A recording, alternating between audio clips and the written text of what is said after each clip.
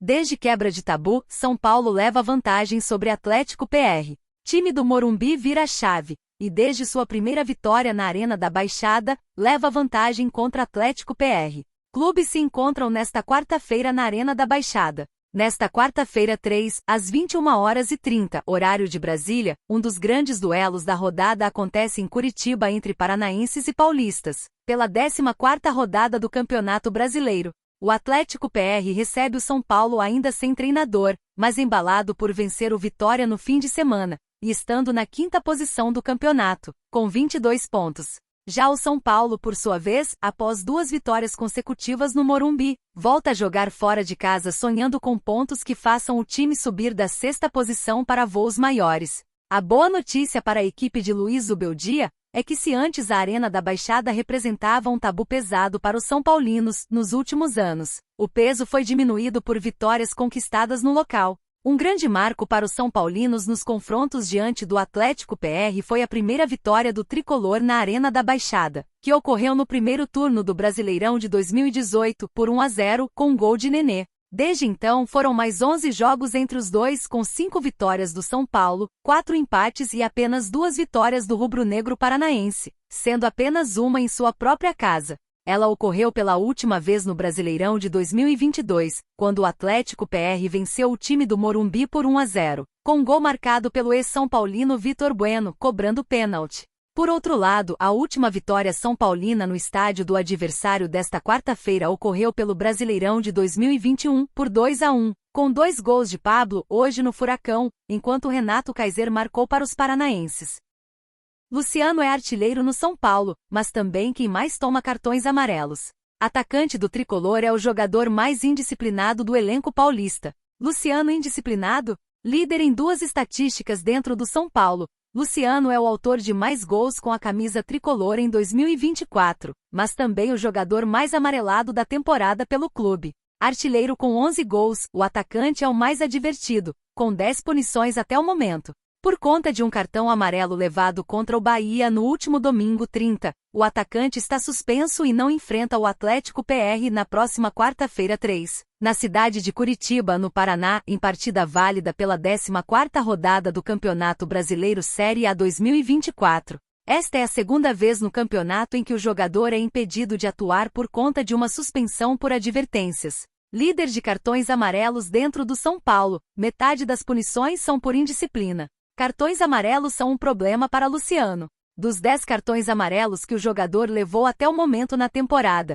metade deles foram por indisciplina de Luciano. Aliás, as últimas 4 punições foram por conta disso, todas pelo Campeonato Brasileiro. Segundo as súmulas das partidas, o camisa 10 tricolor foi advertido por discutir com rivais contra Fluminense e Corinthians, além de reclamar da arbitragem contra Criciúma e Bahia. Na Copa Conmebol Libertadores, Luciano recebeu cartão amarelo diante do Talleres, da Argentina, por se envolver numa confusão com o meio-campista Bota. Os outros 5 cartões foram por faltas classificadas geralmente como ação temerária pelos árbitros contra Santo André, Palmeiras, Cobresal, Fortaleza e Flamengo.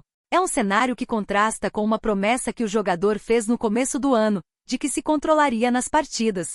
Esse ano, se não me engano, eu tomei 2 cartões só, né? E não foi nem por reclamação, foi porque eu fiz falta. Uma falta eu acho que não foi, e aí o juiz me deu amarelo. Mas eu estou tentando melhorar, afirmou em março ao Esporte Espetacular. São Paulo voltou à boa fase após mudanças táticas de Zubeldia. Após 4 partidas sem vencer, o treinador argentino Luiz Zubeldia fez algumas mudanças no São Paulo que surtiram efeito. Taticamente, trocou o meio-campista Rodrigo Nestor e colocou o atacante Ferreira, mudando de um 4-2-3-1 para um 4-2-4. Além disso, cortou a mentalidade de poupar jogadores para evitar lesões.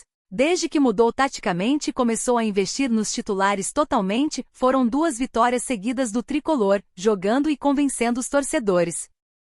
Na seleção brasileira, Dorival Júnior fala sobre James Rodrigues no São Paulo, jogador de altíssimo nível. Meio-campista chegou para ser titular do tricolor paulista, mas pouco atuou no clube brasileiro. Não funcionou no tricolor paulista? Na temporada de 2023, em meio à campanha da Copa do Brasil, o São Paulo anunciou a chegada de James Rodrigues, contratação que fez muito barulho nas redes sociais, até torcedores de outros clubes comentaram sobre. Entretanto, com Dorival Júnior no comando, James não correspondeu, até foi pouco utilizado pelo atual treinador da seleção brasileira. Nos Estados Unidos, na coletiva para o jogo contra a Colômbia, o técnico disse sobre a parceria que não durou muito tempo. O James chegou no momento em que a equipe do São Paulo, por incrível que pareça, começava a encontrar um caminho. Nós estávamos nas semifinais de uma competição importantíssima e a equipe cresceu bem no momento da sua chegada, disse Dorival Júnior na coletiva de imprensa. Reconhece as qualidades do jogador. Apesar de ter sido pouco utilizado, James Rodrigues foi elogiado pelo Dorival Júnior. O meio-campista da seleção colombiana tem grandes chances de ser negociado após o fim da Copa América. Ele sempre foi um jogador de altíssimo nível, que chamou a atenção pelas qualidades e pela capacidade técnica que possui, finalizou o treinador da seleção brasileira. Com a camisa do São Paulo, James Rodrigues disputou 22 partidas, com 2 gols marcados e 4 assistências realizadas. Antes da Copa América, o jogador foi deixado de lado pelo Zubeldia, não foi relacionado para os jogos do Brasileirão Série A. Zubeldia possui números positivos pelo tricolor paulista, são 16 partidas no comando da equipe, com 10 vitórias, 4 empates e apenas 2 derrotas. Conquistou 34 pontos de 48 possíveis. TT comparece no Morumbis, mas São Paulo não negocia a contratação do atacante. De férias, o atacante de 24 anos assistiu à vitória do clube paulista contra o Bahia, mas não existe negociação em andamento. Jogador gera expectativa na torcida. Após um período de resultados ruins, o São Paulo emplacou mais uma vitória no Brasileirão Série A e bateu o Bahia por 3-1, no último domingo, 30, e aparece na 6ª colocação da competição. Após a partida de ontem, o treinador Rogério Ceni, hoje no Bahia, comentou sobre a situação do goleiro Jandrei. O arqueiro vem substituindo o titular Rafael e falhou em algumas partidas. Outro fato que chamou a atenção da torcida são paulina foi a presença do atacante TT do Galatasaray da Turquia no estádio do Morumbis. O atleta foi torcer para o amigo Ferreirinha e postou nos stories do Instagram. Isso bastou para a torcida do tricolor especular uma possível negociação com o jogador do time turco. Porém, o empresário do jogador descartou uma vinda para o clube paulista. Salário impossível para o SP. Pablo Bueno, empresário de TT, conversou com o jornalista Jorge Nicola e informou que não existe negociação em andamento. O agente explicou que o salário do atacante é fora da realidade dos times brasileiros. O jogador do Galatasaray recebe mais de 2 milhões de reais mensais e livre de impostos. Ele não vai voltar ao futebol brasileiro neste momento e deve seguir no futebol europeu. TT tem contrato com o time turco até junho de 2027, mas chegou a ser especulado no Milan, da Itália. Na última temporada, o atleta fez 33 partidas na Liga Turca, com 3 assistências. São Paulo quer contratar volante. O grande foco do tricolor paulista é reforçar o meio-campo e o alvo é o volante Thiago Mendes, que já passou pelo clube do Morumbis. Ele está no Al Rayyan, do Catar, e a diretoria são paulina topa pagar 17 milhões de reais. Após a lesão de Pablo Maia, o presidente Júlio Casares quer contratar um volante para a sequência do ano. Em contrapartida, o meia argentino Juliano Galopo pode ser negociado pelo São Paulo com o Boca Juniors.